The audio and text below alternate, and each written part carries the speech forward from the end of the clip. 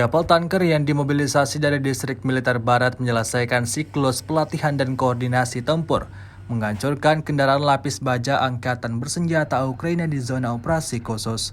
Rekamannya diunggah di akun media sosial Telegram @moderasia pada Kamis 29 Desember 2022. Di salah satu arah, prajurit kompi tank melakukan pertempuran manuver dengan musuh. Selama pertempuran, awak tank T-80 menggunakan tempat pelindungan alami dan lipatan medan. Ini memungkinkan mereka untuk tidak diperhatikan dan meminimalkan risiko kerugian mereka sendiri.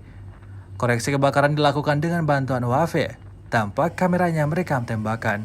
Rusia melaporkan secara total 352 pesawat Ukraina, 192 helikopter, 2.734 kendaraan udara tak berawak, 399 sistem rudal anti pesawat dieliminir sejak awal operasi khusus. Sementara itu dari kubu Kiev, Kementerian Pertahanan Ukraina melaporkan 550 tentara Rusia dieliminir dalam 24 jam terakhir.